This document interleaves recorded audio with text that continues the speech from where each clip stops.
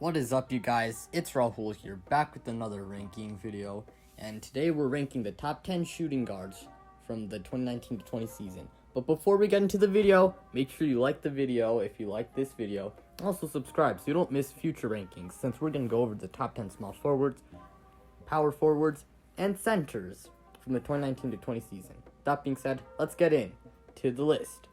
With number 10 being Buddy Hield. Now, the Kings, as we know, were underwhelming and were kind of the same old Sacramento Kings. No offense to Kings fans, but still, he was moved to the bench, but he was doing very good off the bench, averaging 20 points per game, 3 assists, shooting 43% from the field and 40% from 3.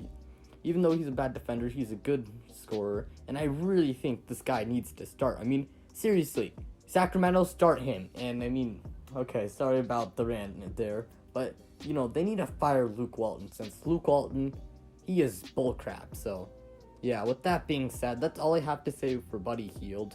And now let's go on to number 9, with being Shai Gilgeous-Alexander.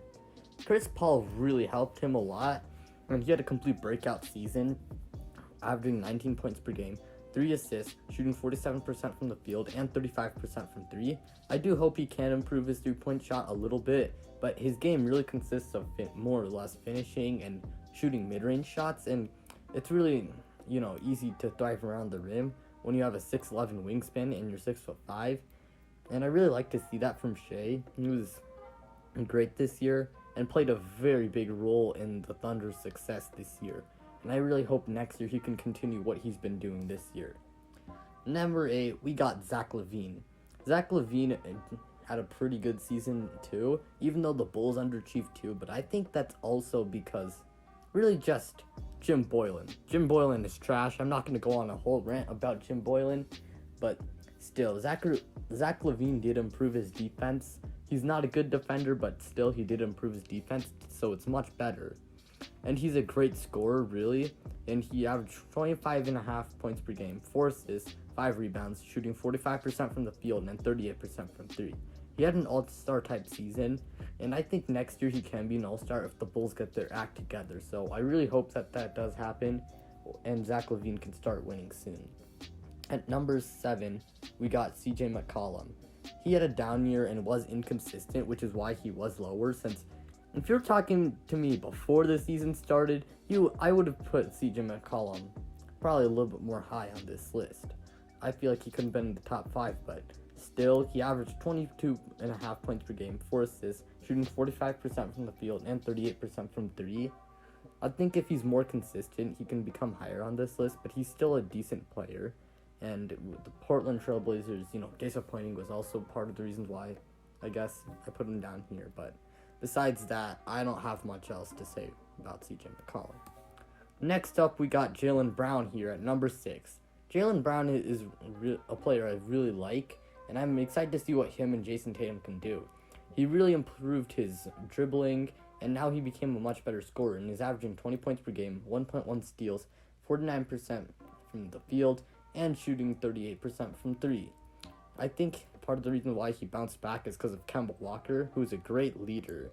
And Kemba Walker, taking a backseat to let Jalen Brown and Jason Tatum do their things is part of the reason why he's been doing this good.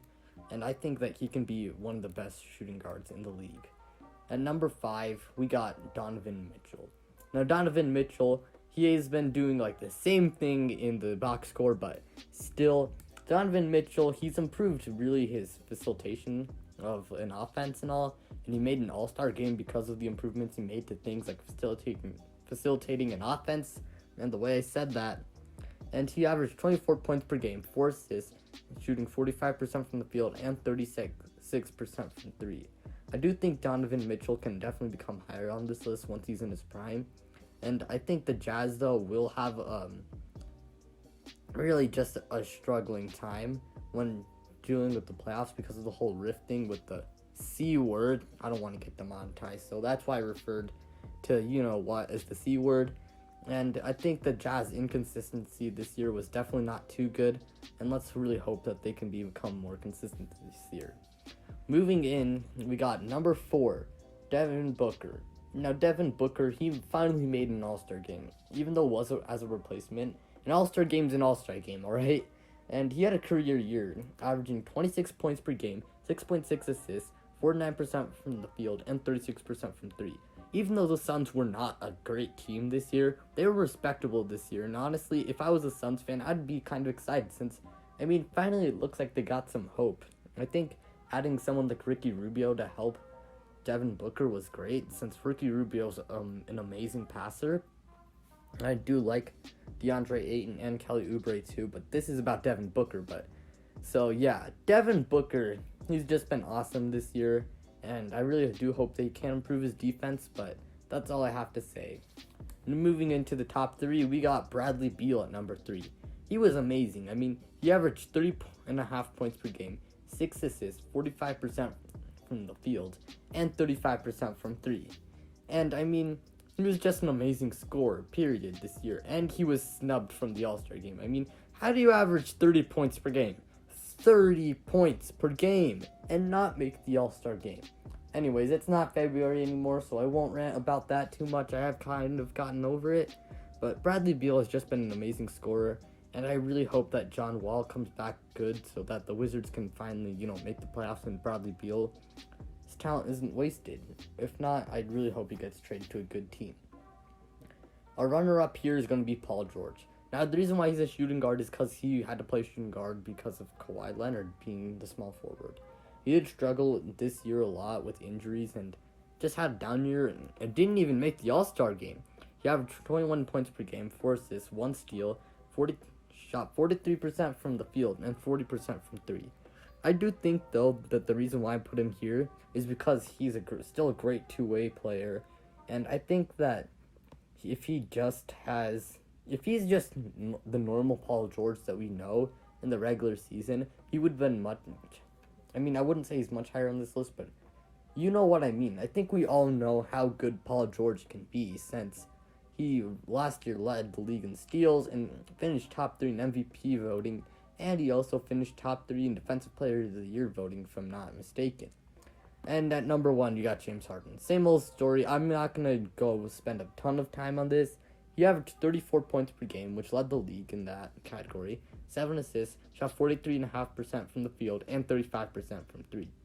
I am glad to see that he and Westbrook, not Harden.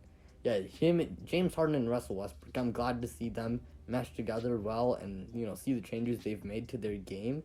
He's an amazing scorer still, and his defense, if you actually watched him this year, he actually tried a lot more and had some great defensive performances. He's still not a good defender, but that's all I have to say for James Harden. And with that being said, that's my top 10 shooting guards of the 2019-20 season. If you have any suggestions, put them down in the comment section below. Like the video if you did like this video. And also subscribe so you don't miss out on future content, like future rankings, or just talking about the NBA in general. With that being said, I'm out, you guys.